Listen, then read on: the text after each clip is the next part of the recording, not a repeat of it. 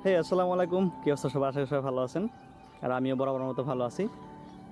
আর আজকে প্রায় 4-5 দিন পরে মেবি বৃষ্টি ছাড়ছে। বৃষ্টিতে একদম রাস্তাঘাট সব ধুয়ে ফেলছে, দেখতেই পাচ্ছেন সব মোটামুটি সব ক্লিন হয়ে আছে, একদম টোটালি ক্লিন। রাস্তা ক্লিন, আশেপাশের যে গাছপালাগুলা লতা পাতাগুলো সবই ক্লিন হয়ে আছে, যার কারণে খুব গ্রিনি ফিল হইতেছে। তো আজকে আসলে যে বাইকটা নিয়ে বের হয়েছি সেটা হচ্ছে ইয়ামাহা এফজেড ভার্সন 2। আর এই বাইকটা নিয়ে 2023-তে মেবি একটা ভিডিও আমার আপলোড করেছিল আমার চ্যানেলে। আজকে এটা নিয়ে বের হওয়ার রিজন হচ্ছে আজকে এটা নিয়ে একটু আলোচনা করব। আর আলোচনার মুখ্য বিষয় হচ্ছে যে 2025 সালে 2,40,000 টাকা বর্তমান প্রাইস, এটার 2,40,000 টাকায় আপনি এই এফজেড ভার্সন 2 বাইকটা এখন আপনি কিনবেন কিনা, এইটা নিয়ে আজকে আলোচনা করব। তো চলেন আলোচনা শুরু করা যাক। রাস্তাটা আসলে খুবই সুন্দর লাগতেছে আজকে, আমি বারবার রাস্তার প্রশংসা করতেছি।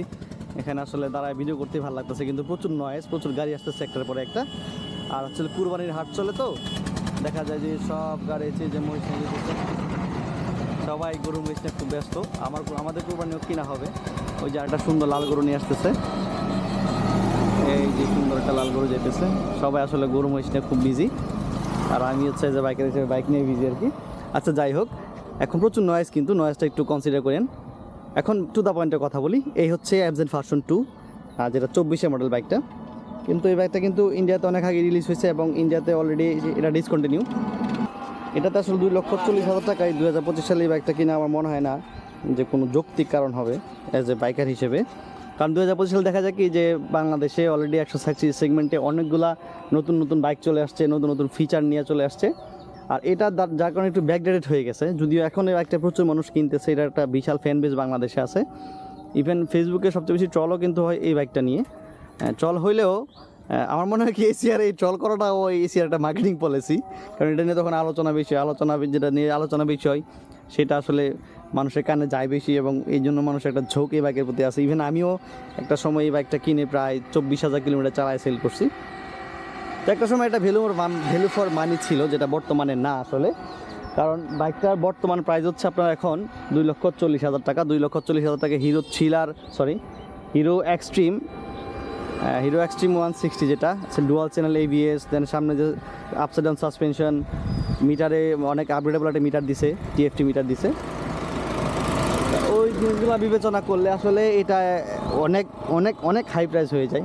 তো এসিআই এটাকে 2,38,40 এখনও বিক্রি করা লাগতেছে। এরা আসলে এত এত ফিচার দিয়া এরাও ইন্ডিয়া থেকে সব পার্টস না বাংলাদেশে অ্যাসেম্বল করতেছে, তারা বিক্রি করতে পারতেছে এত কমে এত ফিচার দিয়া। এসিআই কেন পারে না আমার মাথায় ধরে না।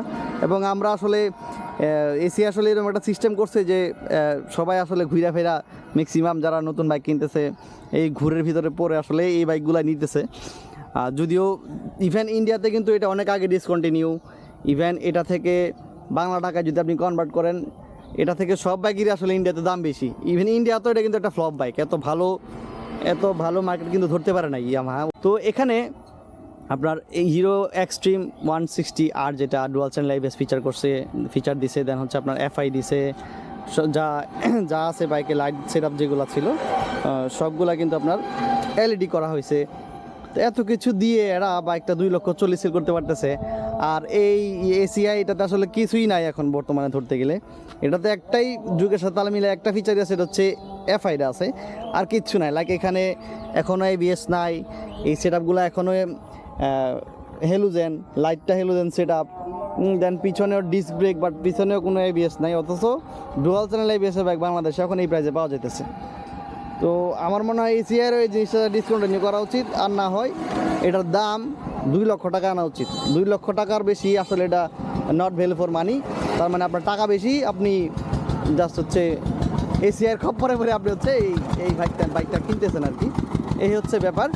প্রচুর নয়েজের জন্য আমি এক্সট্রিমলি সরি, কারণ আমি এমন একটা জায়গায় দাঁড়াইছি, জায়গাটা সুন্দর এই জন্য দাঁড়াই গেছি, বা নয়েজের কথা তখন আর চিন্তা করি না, এটা আপনারা কনসিডার করে নেন। তো এই বাইকটাতে যদি কিছু আপগ্রেড যদি আনতে পারতো তাহলে হয়তো বা আর একটু ভালো হতো। লাগে এখানে ABS দিতে পারতো সামনের ফ্রন্টে, এই সেট আপগুলো হচ্ছে LED করতে পারতো, মিটারে কিছু ফিচার অ্যাড করতে পারতো। মিটারের যে লুক ঠিক আছে, লুক সমস্যা নেই। তো মিটারের ওয়াচ, দেন হচ্ছে গিয়ার ইন্ডিকেটার, ফুয়েলের যে আপনার এভারেজ ফুয়েল, এগুলো যদি সুন্দরভাবে সেট আপ করে দিত তাহলেও এটা মোটামুটি চালায় নেওয়া যেত আর কি। তো আমি পরিশেষে এটাই বলতে চাই, বাংলাদেশে এখন এই 2,40,000 টাকায় ভালো ভালো অনেক বাইক অফার করতেছে। আপনারা ওই দিকে ঝুঁকেন। 2025 সাল চলে আসছে, এখনও ব্যাকডেটে থাকলে হবে না, বাইকও অনেক আপডেট চলে আসছে, নিজেদেরকে আপডেট হইতে হবে। আর একটা বিষয়, দেশি ক্যাটাগরিতে আসলে আপনার এবিএস এটা একটা ইম্পর্টেন্ট জিনিস, আসলেই লাইফ সেভিং জিনিস। যারা আসলে মনে করে যে, যারা অনেক বাইকাররা বলে যাচ্ছে এবিএস কি, এবিএস তো কিছু না, সব নিজের হাতের উপরে, এটা আসলে একটা ভুয়া কথা। এবিএস আসলে লাইফ সেভিং জিনিস। যারা আসলে এবিএসের কারণে যারা কট খাইছে তারা বলতে পারে আসলে এবিএস কী জিনিস। লাইক আমি MT-15 নিয়ে বিশাল কট খাইতাম, এক মহিলা সিঞ্জি থেকে বের হয়ে ইনস্ট্যান্ট রোডের এই পাশ থেকে ও পাশ দৌড় মারছে, দেন আমার বাইক মিনিমাম ছিল 80-তে। তো যদি এবিএস না থাকতো আমি হয়তো মহিলার নিয়ে সেও কবরে থাকতো, আমি হয়তো কবরে থাকতাম, এরকম একটা ব্যাপার। হ্যাঁ, তো দিন শেষে অনেক বকর করলাম। দিন শেষে একটাই কথা, 2,40,000 দিয়ে এটা এখন থেকে এই বাইকটা আসলে কেনা বাদ দেন, অন্যান্য যে বাইকগুলো আছে ওইগুলোর দিকে ফোকাস করেন। আমি মনে করি যে ভ্যালু ফর মানি বাংলাদেশে অনেক বাইক চলে আসছে অলরেডি। তো আজকে এই পর্যন্তই, আর কথা বাড়াবো না। সবাই ভালো থাকবেন, সবাই সেফলি বাইক রাইড করবেন, আমার জন্য দোয়া করবেন। টিল দেন, আল্লাহ হাফেজ।